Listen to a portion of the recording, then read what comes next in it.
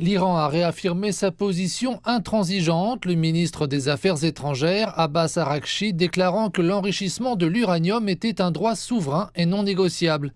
Tout en exprimant sa volonté d'engager un dialogue transparent, il a souligné dans ses propos de vendredi que les sanctions devaient être levées et que les droits de l'Iran en vertu du traité sur la non-prolifération des armes nucléaires devaient être pleinement respectés.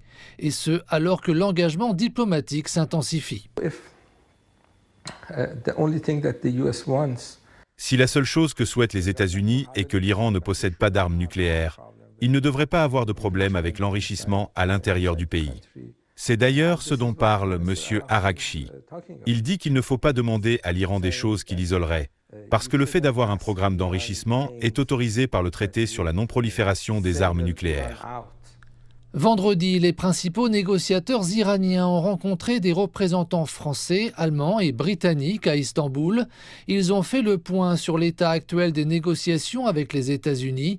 Le vice-ministre des Affaires étrangères, Kazem Garibabadi, a indiqué que si toutes les parties s'étaient déclarées prêtes à poursuivre les pourparlers, des divergences substantielles persistaient.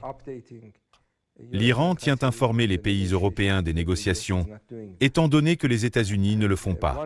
Et l'une des raisons pour lesquelles l'Iran le fait est le mécanisme de retour automatique des sanctions de l'ONU. Le mois d'octobre de cette année est la date limite.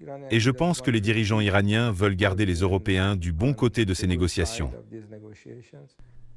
Des pourparlers nucléaires indirects entre l'Iran et les États-Unis ont eu lieu le 11 mai à Mascate, Oman assurant le rôle de médiateur. Quelques jours plus tard, le président des États-Unis, Donald Trump, a mis en garde, assurant que l'Iran devait avancer rapidement vers un accord, sous peine d'en subir les conséquences.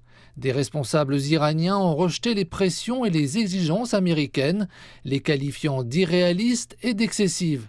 Ils ont démenti les informations faisant état d'un accord informel ou secret avec Washington. Alors que la diplomatie reprend sur de multiples fronts de Mascate à Istanbul, la voie à suivre reste incertaine.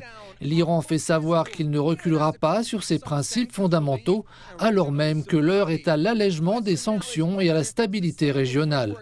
La question est maintenant de savoir si un cadre durable peut émerger ou si l'impasse nucléaire se dirige vers un nouveau blocage.